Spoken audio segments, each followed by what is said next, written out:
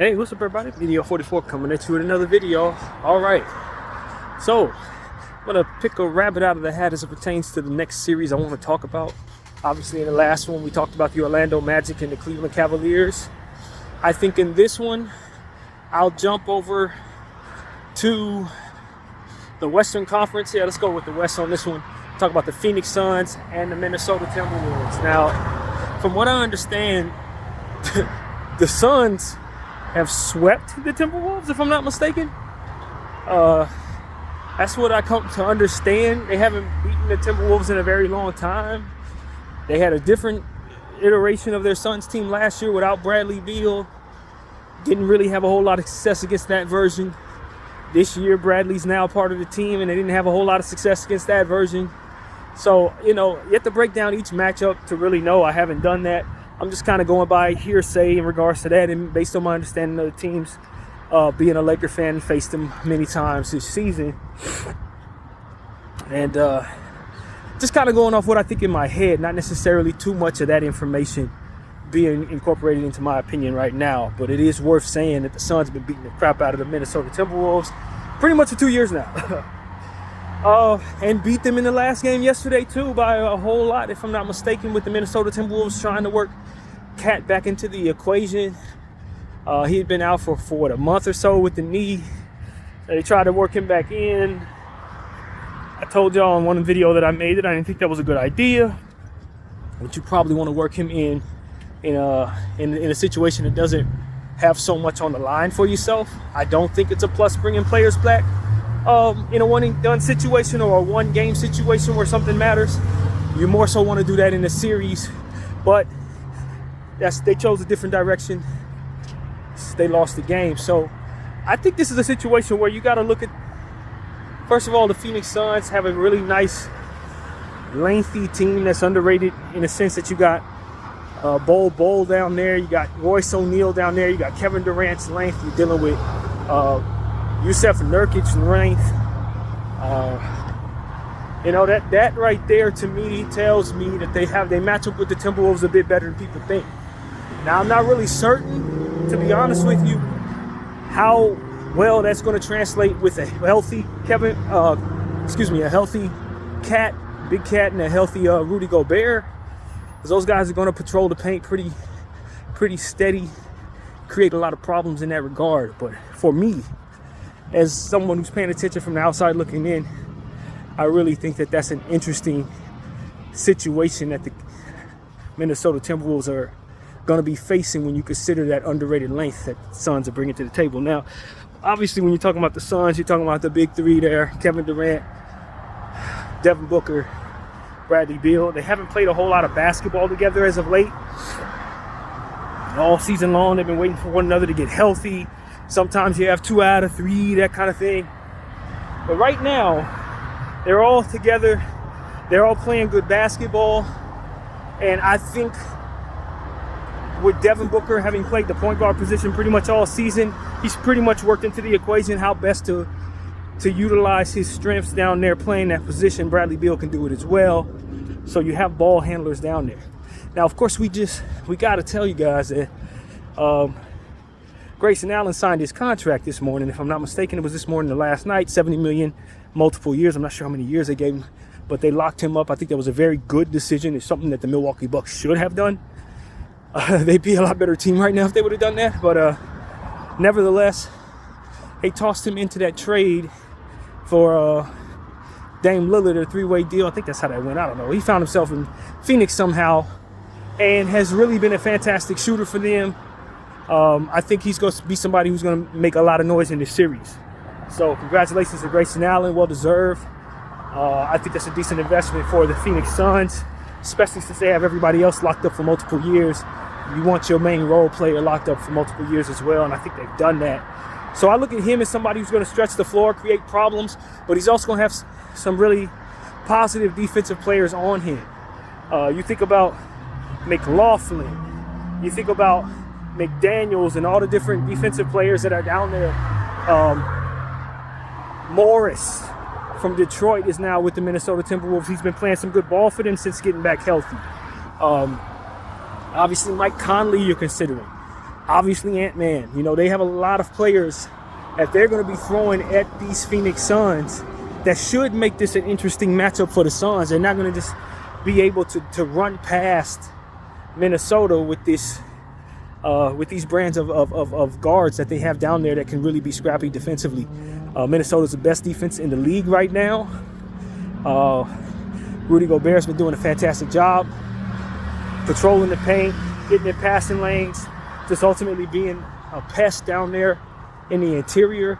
And I really don't know how much of that is going to affect the Phoenix Suns, a more or less jump shooting team, mid-range jump shooting team. It could get tricky for the Minnesota Timberwolves, even with the defensive players that they have to throw at the Suns. Now, for me, Ant-Man is a guy who, if I'm the Phoenix Suns, I'm not really sure who I feel comfortable having him be guarded by. I don't see a great matchup there for Ant-Man. I think Ant-Man's going to be able to more or less have his way in this series. And that's a very, very dangerous thing for the Phoenix Suns. Obviously, they have plenty of firepower to throw at him, but he's going to have matchups that he likes down there. Can't really put Devin Booker on him. That's not going to work. Bradley Beal, he's going to cook all those dudes. Maybe you want to go bigger and kind of put Kevin Durant on him, but I think ultimately there's no real good matchup for Ant-Man, and it could create some problems down there for the Suns trying to defend him.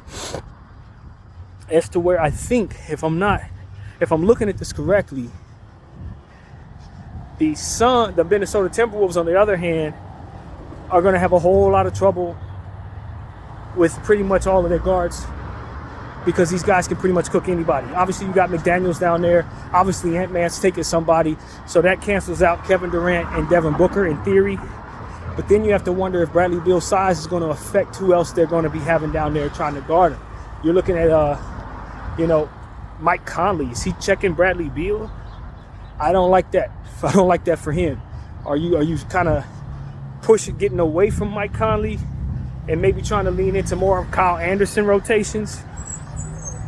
Can you trust Kyle Anderson's jump shot? A lot of these things get a little tricky when you're considering the matchups.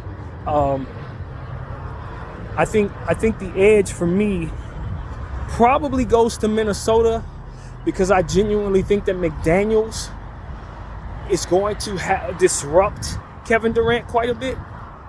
And it's going to render the Phoenix Suns a jump shooting team. Now, even though they're a fantastic jump shooting team, it should hit a lot of threes. That is something that I'm looking at in regards to them trying to get in the paint and just seeing them have a lot of trouble around the perimeter, trying to drive into the paint with those stilts down there. And then you consider I keep wanting to call him Kevin, but Karl Anthony Towns being a player who's going to stretch the floor at 7'1" or whatever his height is.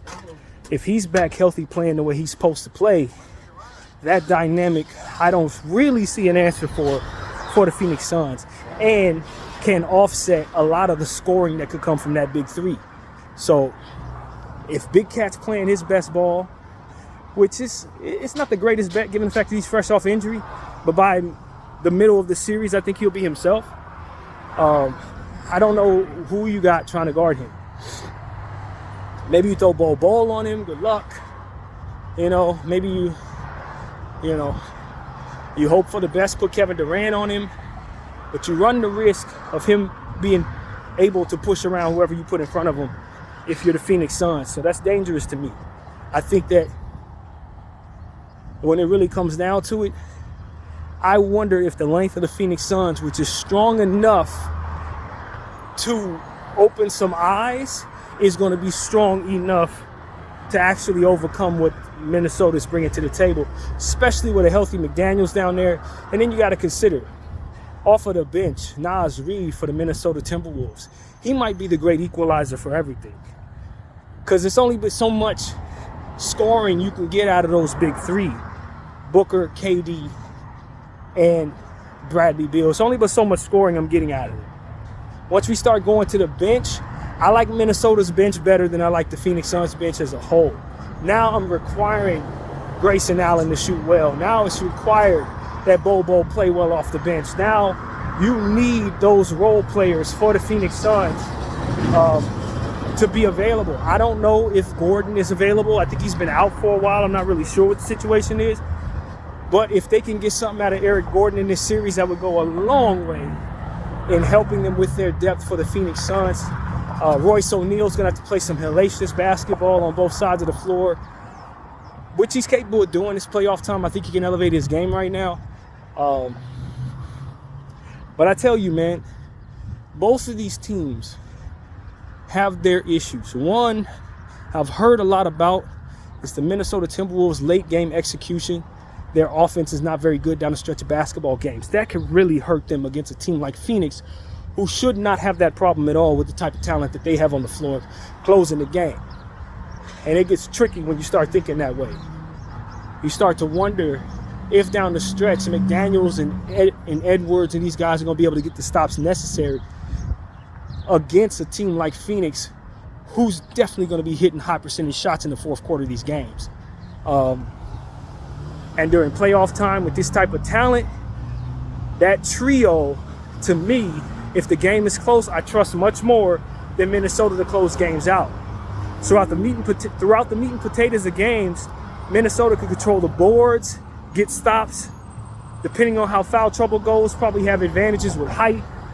They could stretch the floor well with Cat. It's a lot of good things there. But at the end of the game, if it's close, I have to think Bradley Beal, Kevin Durant, and Booker are going to close these games out. Now, I don't want to underestimate Ant-Man, but to a point, you can kind of zero in on Ant-Man defensively, collapse in on him, and make somebody else beat you if you're the Phoenix Suns. I don't know that you have that luxury if you're the Minnesota Timberwolves going up against these Suns. And that's where I separate the teams. The Suns have shown they've been successful all year and last year against this team. And although Minnesota's got Cat coming back and they got the height advantage, in my opinion, I think Nurkic, if he has a really good series, can offset a little of what Gobert does, or at least rough him up enough to provide a cushion that doesn't allow for them to be getting pushed around like maybe some other teams would with these Twin Towers.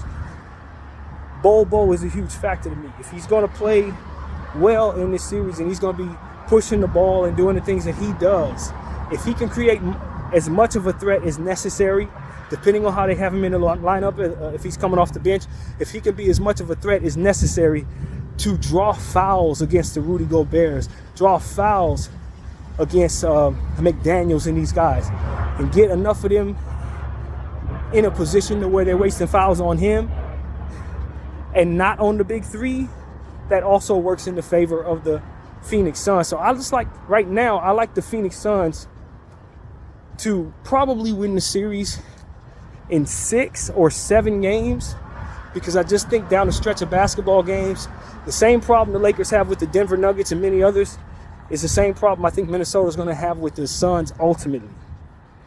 You just have to be able to out-execute the big three.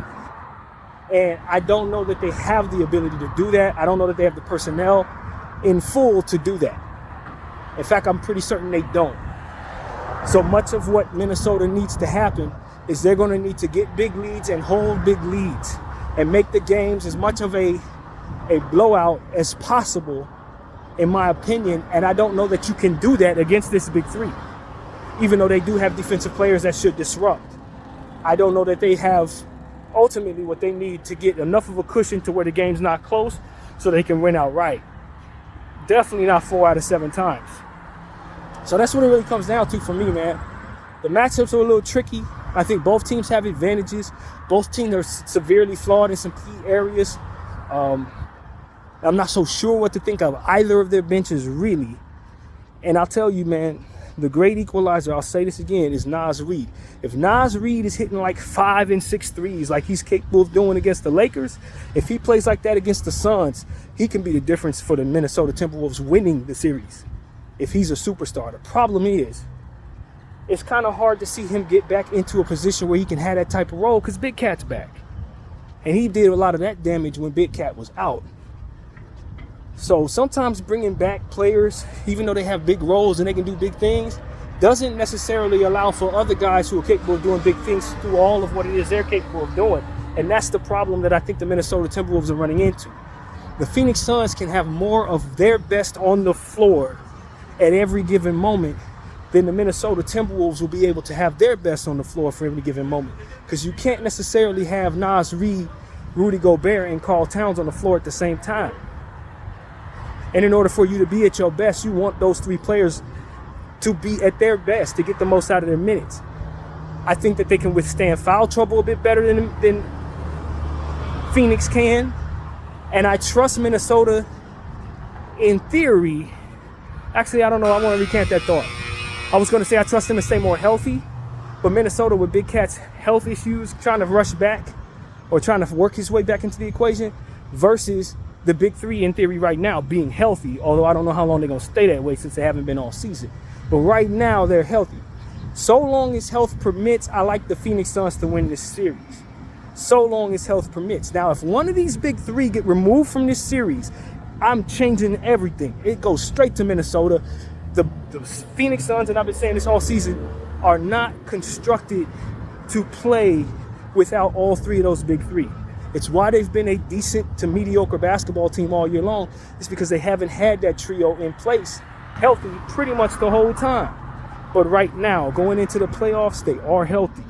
So with them being healthy, you have to assume that they're going to look more so like a contender than they will a pretender. And so that's really what it comes down to for me.